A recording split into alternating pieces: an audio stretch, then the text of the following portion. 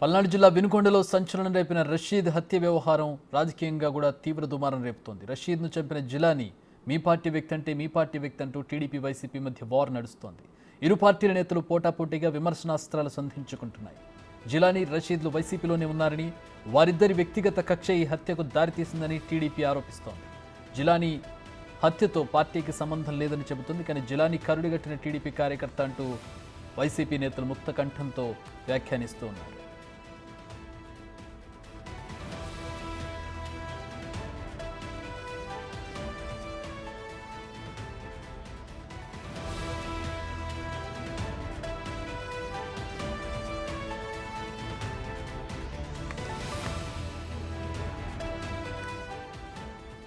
ఈ క్రమంలోనే మాజీ ముఖ్యమంత్రి వైఎస్ జగన్ సైతం రషీద్ కుటుంబాన్ని పరామర్శించడం ఇక్కడ హాట్ టాపిక్గా మారింది. ఏపీలో శాంతి భద్రతలు లోపించాయని, దాడులు జరుగుతున్నా పోలీసులు ప్రేక్షక పాత్ర పోషిస్తున్నారని జగన్ ఆరోపించారు. వరుస దాడులపై సీఎం చంద్రబాబు క్షమాపణ చెప్పాలని డిమాండ్ చేశారు. ఏపీలో అరాచక పాలనపై ప్రధానికి ఫిర్యాదు చేసి ఢిల్లీలో ధర్నా చేస్తామన్నారు జగన్. నిందితులకు శిక్ష పడేలా పోరాడతామని బాధిత కుటుంబ సభ్యులకు హామీ ఇచ్చారు. ఆటవిక పాలన సాగుతా ఉంది. గత 45 రోజులుగా రాష్ట్రంలో పరిస్థితి ఏమిటి అని చెప్పి ఒకసారి ఏ సామాన్యుడిని అడిగినా కూడా ఆ ప్రతి సామాన్యుడి నోట్లో నుంచి కూడా వచ్చే మాట ఒకటి: ఈ రాష్ట్రంలో లా అండ్ ఆర్డర్ లేదు, ఈ రాష్ట్రంలో ఆటవిక పాలన సాగుతా ఉంది, ఈ రాష్ట్రంలో తెలుగుదేశం పార్టీ వారు ఎవరైనా సరే వాళ్ళు తెలుగుదేశం పార్టీ వారు అయితే చాలు, ఎవరినైనా కూడా వాళ్ళు పోయి కొట్టచ్చు, ఎవరి ఆస్తులైనా కూడా వాళ్ళు ధ్వంసం చేయొచ్చు. రైట్, దీనికి సంబంధించి మరిన్ని వివరాలు మా ప్రతినిధి సాయి శంకర్ జాయిన్ అవుతున్నారు వివరాలు అందించడానికి. సాయి, పరిస్థితి ఎట్లా ఉంది ఇప్పుడు వినుకొండలో, ప్రత్యేకంగా లా అండ్ ఆర్డర్ పరిస్థితి ఏంటి? చక్రి, ప్రస్తుతం అయితే వినుకొండకు సంబంధించినటువంటి లా అండ్ ఆర్డర్ అనేది పోలీసులు అదుపులోకి తీసుకొచ్చారనే విధంగా చెప్పచ్చు.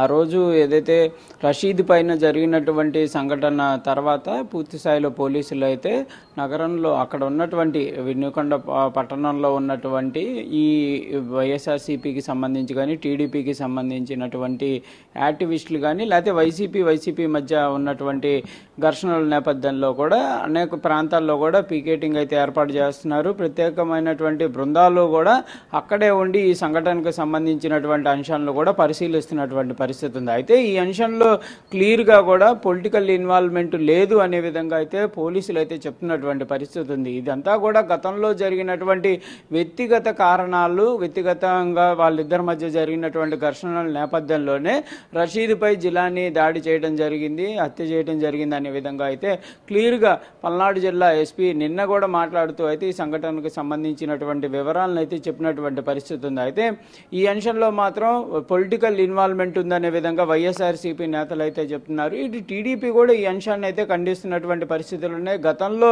వాళ్ళిద్దరు ఒకే పార్టీలో పనిచేసినప్పుడు జరిగినటువంటి ఘర్షణల నేపథ్యంలోనే ఈ హత్య జరిగింది అనే విధంగా కూడా టీడీపీ అయితే చెప్తున్నటువంటి పరిస్థితి ఉంది. పోలీసులు కూడా ఇదే అంశాన్ని చెప్తున్నటువంటి పరిస్థితి ఉంది. కానీ ఒక వైఎస్ఆర్సీపీ పార్టీ మాత్రం ఇది వైఎస్ఆర్సీపీ టీడీపీ మధ్య జరిగినటువంటి హత్యగానే భావించాలి అనే విధంగా కూడా వాళ్ళైతే చెప్తున్నటువంటి పరిస్థితి ఉంది. క్లియర్గా టీడీపీ చేస్తున్నటువంటి హత్యలే ఇవి అనే విధంగా కూడా వాళ్ళైతే చెప్తున్నటువంటి పరిస్థితులు ఉన్నాయి. నిన్న వైఎస్ఆర్సీపీ అధినేత జగన్మోహన్ రెడ్డి కూడా ఏదైతే వినుకొండ పట్టణంలో పర్యటన నేపథ్యంలో ఆయన కూడా ఇదే అంశాన్ని అయితే చెప్పడం జరిగింది. పదే టీడీపీ హత్యగా దీన్ని ఆయన అయితే వర్ణించినటువంటి పరిస్థితులు ఉన్నాయి. దాంతోపాటు టీడీపీ నేతలతో ఉన్నటువంటి కొన్ని ఫోటోలను కూడా చూపెట్టినటువంటి పరిస్థితులు ఉన్నాయి. అయితే ఈ అంశానికి సంబంధించిన దానిపైన కూడా టీడీపీ నేతలు అయితే ప్రశ్నిస్తున్నారు.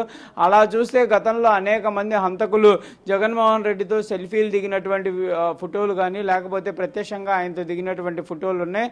ఇలాంటి నేపథ్యంలో అవన్నీ కూడా వైఎస్ఆర్సీపీ వాళ్ళకి సంబంధించినవిగానే భావించాలనే విధంగా కూడా టీడీపీ నేతలు అయితే ప్రశ్నిస్తున్నటువంటి పరిస్థితి ఉంది. మొత్తానికి మాత్రం ఈ కేసుకు సంబంధించినటువంటి అంశంలో ప్రస్తుతం అయితే విచారణ కొనసాగుతున్నటువంటి పరిస్థితులు ఉన్నాయనే విధంగా కూడా పోలీసులు చెప్తున్నారు. ప్రధాన నిందితుడు అయినటువంటి జిలానీని కూడా అదుపులోకి తీసుకున్నట్లు పోలీసులు చెప్తున్నారు. దాంతోపాటు జిలానీతో పాటు మరికొంతమంది అంటే 5గురిని అయితే పోలీసులు అయితే ఐడెంటిఫై చేస్తున్నట్టు తెలుస్తుంది. ఈ హత్యకి సంబంధించినటువంటి దాంట్లో ప్లాను, అదేవిధంగా అక్కడ జరిగినటువంటి సంఘటనలో వీడియో తీసినటువంటి వ్యక్తి కానీ, దాంతోపాటు రషీద్ ఎక్కడికి వెళ్తున్నాడు, ఏం చేస్తున్నాడు అనే విధంగా కూడా వెంట చూసినటువంటి కొంతమంది వ్యక్తులు, వీళ్ళందరినీ కలిపి మొత్తంగా ఒక 5-6గురిని అయితే ఐడెంటిఫై చేశామనే విధంగా కూడా పోలీసులు చెప్తున్నారు. ఎంతమందిని అరెస్ట్ చేస్తారనేది కూడా చూడాల్సినటువంటి పరిస్థితి ఉంది. మొత్తం 8 మంది అయితే ఈ ప్లాన్లో ఉన్నట్లు కూడా తెలుస్తున్నటువంటి నేపథ్యంలో ప్రస్తుతానికైతే రషీద్ని అదుపులోకి తీసుకోవడం జరిగింది. మిగిలిన వాళ్ళందరి పైన కూడా పోలీసులు అయితే నిఘా పెడుతున్నటువంటి పరిస్థితులు ఉన్నాయి. క్లియర్గా పోలీసులు అయితే చెప్తున్నటువంటి పరిస్థితి ఉంది. ఈ హత్యకు సంబంధించినటువంటి అంశంలో వ్యక్తిగత కారణాలు అనేవి ఉన్నాయి కాబట్టి కంపల్సరిగా ఇరు వర్గాలకు సంబంధించినటువంటి వారిపైన కూడా మేము దృష్టి పెడతామనే విధంగా కూడా పల్నాడు జిల్లా ఎస్పీ చెప్తున్నారు. ఎందుకంటే ఈ కంపల్సరిగా మళ్ళీ రిపీట్ అయ్యేటటువంటి అవకాశాలు ఉంటాయి. ఈ వర్గం వెళ్ళి వాడిపైన దాడి చేయడం, ఆ వర్గం వచ్చి మళ్ళీ వీరిపైన దాడి చేయడం, ఇలాంటి కంటిన్యూ అయ్యేటటువంటి అవకాశాలు ఉంటాయి కాబట్టి రానున్న రోజుల్లో కుటుంబ సభ్యులు అసలు చంపిన అతనికి సంబంధించి మాకు ఎలాంటి సంబంధం లేదని చెప్తూ ఉన్నారు. రెండో విషయం, చంపిన తీరు చూస్తుంటే ఎంతో కక్షతో చంపాడు, అంటే చాలా దారుణంగా హత్య చేసినటువంటి పరిస్థితి మనకు దృశ్యాల్లో కనబడుతూనే ఉంది. ఎంత దారుణంగా చంపాడు, అది కక్షతో చంపాడు అనేది అర్థమవుతుంది. ఏంటి అసలు వీళ్ళిద్దరికి ఉన్నటువంటి కక్షలేంటి? కామన్ ఫ్రెండ్స్ ఉంటారు, అలాగే చుట్టుపక్కల అతనికి వాళ్ళకి తెలిసిన వాళ్ళు ఉంటారు, లేదా పార్టీలో వ్యవహారాలు చూసిన వాళ్ళు ఉంటారు. ఈ వివరాలు ఏమైనా తెలిసాయా? అంటే ఇక్కడ క్లియర్గా ఒక అంశాన్ని అయితే పరిశీలించవచ్చు చక్రి. ఇద్దరు కూడా ఒకే సామాజిక వర్గం చెందిన వాళ్ళు. గతంలో కూడా వైఎస్ఆర్సీపీలో అయితే వీళ్ళిద్దరు పనిచేసినటువంటి పరిస్థితులు ఉన్నాయి. ఆ తరుణంలో వీళ్ళిద్దరి మధ్య కూడా కొంత సాన్నిహిత్యం ఉండటం, అంటే పార్టీ యాక్టివిటీస్ నిర్వహించేటటువంటి కార్యక్రమంలో ఇద్దరు కూడా కలిసి పనిచేసినట్లు కూడా స్థానికంగా అనేక మంది అయితే నిర్ధారిస్తున్నటువంటి పరిస్థితి ఉంది. కానీ కుటుంబ సభ్యులు మాత్రం ఈ అంశాన్ని తీవ్రంగా ఖండిస్తున్నారు. జిలానీ అనేటటువంటి వ్యక్తిని మేము ఎప్పుడు చూడలేదు, అతను నర్సరాపేటకి సంబంధించి చెరకులూరుపేటకి సంబంధించినటువంటి వ్యక్తి అనే విధంగా వాళ్ళు చెప్పినటువంటి పరిస్థితులు ఉన్నాయి.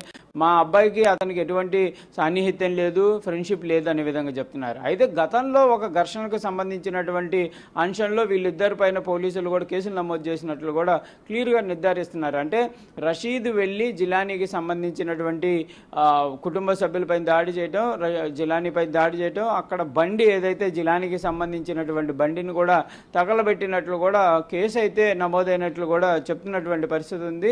అయితే ఈ డీటెయిల్స్ అన్ని కూడా పోలీసులు అయితే కొంత బయట పెట్టాల్సిన అవసరం ఉంది.